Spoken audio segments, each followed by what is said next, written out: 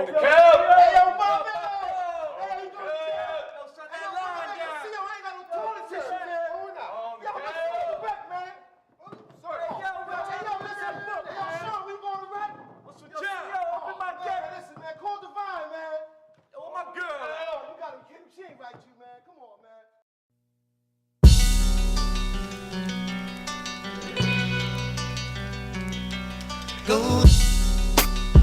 This is definitely a powerful tool to use in re-entry. Watch out.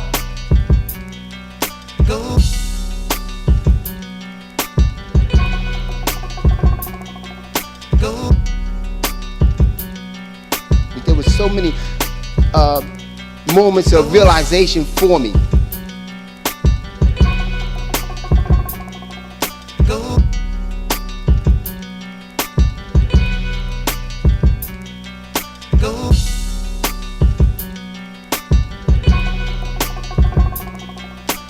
It's been a real spiritual and emotional journey for me to move from that feeling of having one foot in prison and one foot out to being completely out.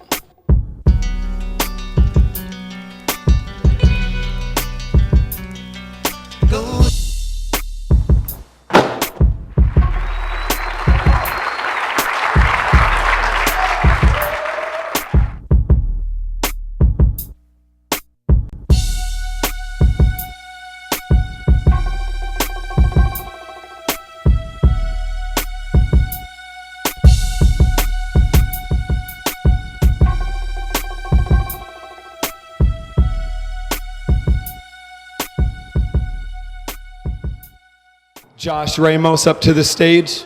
So thank you very much. That was a very short excerpt of a longer rite of passage that we did over a 12-week period.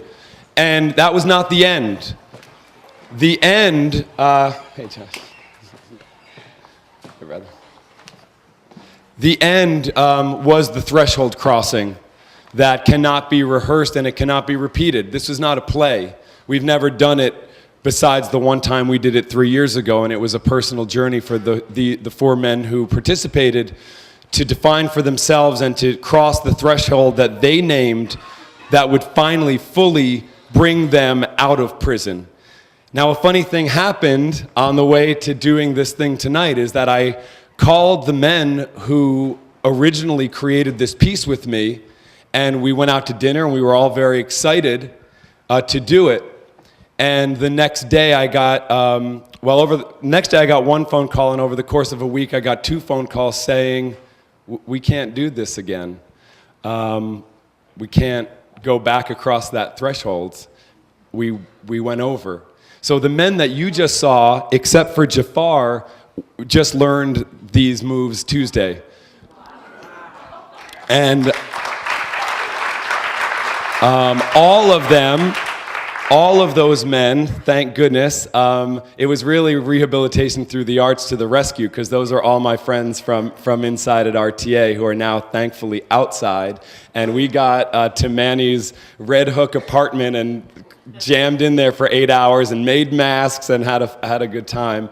But they didn't go through the process. It was Josh Ramos, Alexander Anderson, Jafar Abbas, and another brother who, unfortunately, very recently, as I wrote in the program, was picked up on a parole violation, and so he's not free right now. So we're going to have a very short statement from the men about their experiences. The women from CCF are coming right up after, and then after that we'll have a broader Q&A and a dialogue.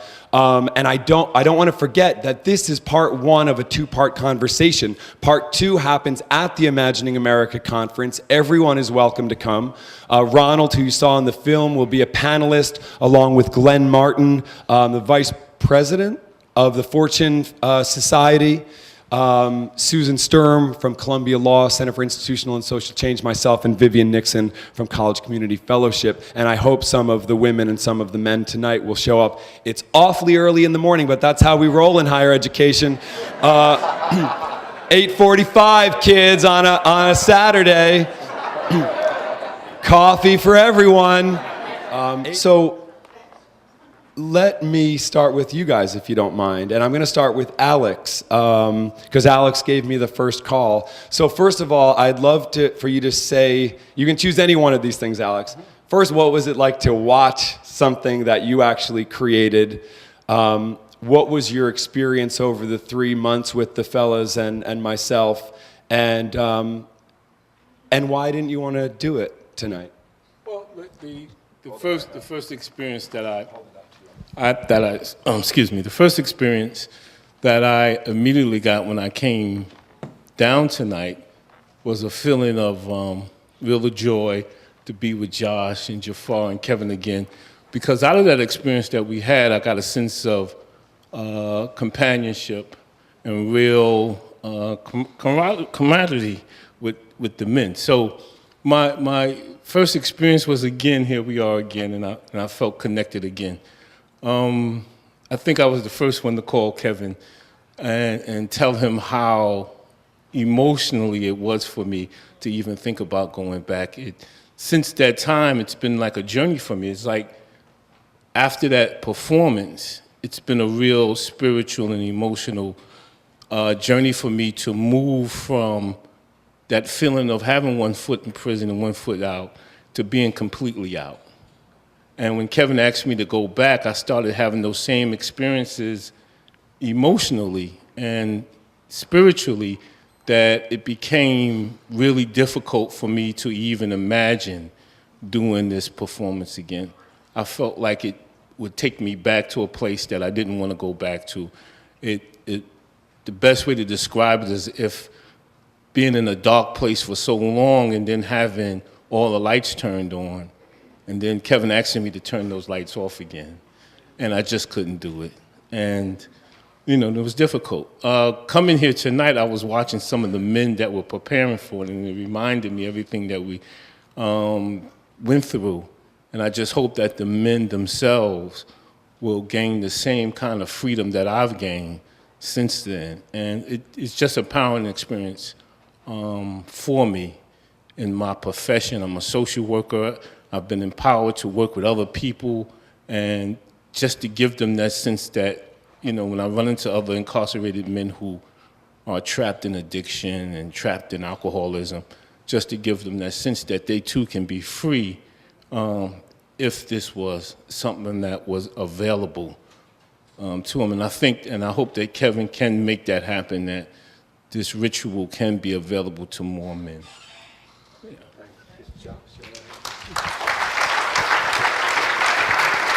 Yeah. Well, I don't know if it's a surprise for my boss, Glenn Martin, Vice President of the David Rothenberg Center for Public Policy at the Fortune Society, to see me here.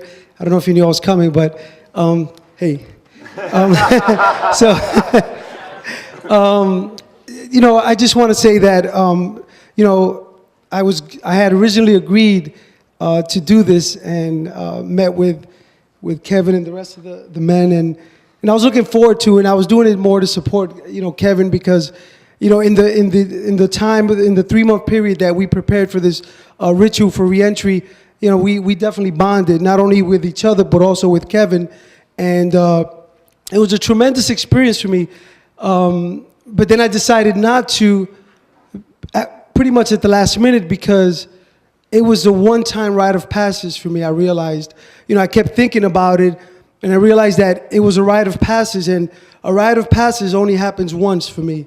And while I do commend Jafar, who I love dearly, for being courageous enough to do this, I decided that I didn't think that I could do this again.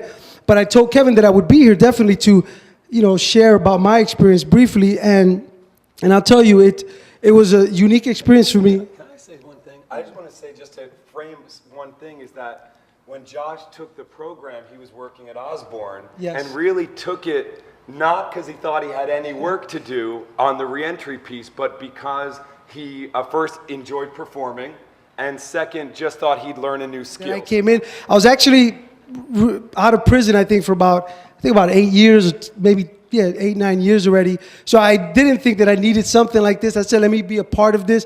Let me support him. I was a staff at Osborne, and the rehearsals were happening at Osborne, on the Osborne space. So, but I realized that as I continued to do this, something was happening to me. Something was happening to me, you know, connecting with the other men and just thinking about my life as a whole. And I've been out for a while already, and I've been successful, and I've been living, married with children, discharged from parole 3 years into my parole time. And so I really didn't think that I could use this, but I said, let me take advantage. But the reality is that it was very powerful. It was a very powerful experience. As a matter of fact, one of the things that I remember out of so many things was that Kevin would mention how it's important for individuals to experience a rite of passage, and that even from prison that there should be a rite of passage, because you're making a transition from one state in your life, one place in your life to another, and that we should be, individuals that are making the transition should be welcomed back into society in a celebratory way, not so much because, you know, they did time or whatever, but that they completed their time, they finished it, and it's over, you know, as we would hope, right? But I thought that that was powerful, and for me, that's what happened to me, that at that moment when after the 3 months, the performance took place, my wife was there, my children, my friends, and I realized that as I crossed that threshold, that there was unfinished business, as Kevin called it, in my life, and that unfinished business was me really recognizing that I had transitioned completely back into society as a citizen with voting rights, right? And all those kind of things that take place. And I didn't realize it till the day of the ritual, of the crossing over. So I really think that this is definitely a powerful tool to use in reentry. As a matter of fact, you know, when Jafar was up here, I got teary-eyed because it was powerful. I mean, you guys witnessed this yourself. It was very powerful. It was just a piece of it. It was not all of it. It was just a piece of it. And I just want to say that, you know, I didn't do it, but I definitely did benefit greatly from it.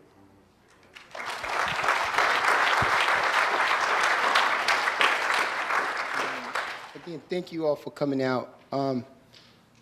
When I was invited to be a part of the whole transitional rites of passage program, and it was there, basically I said yes, I would want to do it.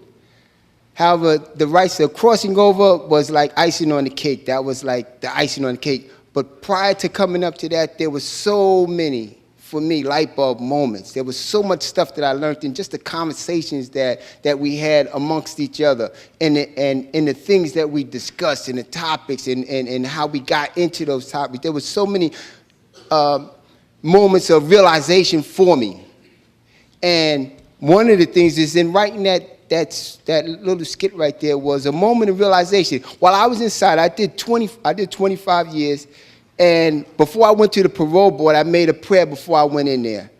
I said, Ya Allah, I said, God, touch the hearts of those people who have the power to release me. And if you decide to let me go, make of me an instrument of help, a tool in the lives of others. So when Kev asked me to come and do this, that I said, oh, well, this is an opportunity for me basically to uphold my portion of getting of that deal that I made. So I'm hoping that in my story that I'll be able to get pieces of it out, and that it'll be able to help other people make better decisions in their life. Now, when I was inside, I created, in my mind, from watching those cop shows and stuff, that the process is when you get pulled over for anything as simple as a busted headlight, that the officer is going to make you get on the ground in a defensive position on your knees. And I always said, I am not going to get down on my knees. No, I'm not going to do it. And this was a serious issue. I came home, got a car, got my license. So now, so when I'm talking about this with Kevin, when I'm writing and he's giving us feedback on our writing, basically, one of the light bulb moments that officer was basically a small piece of the problem that I had created.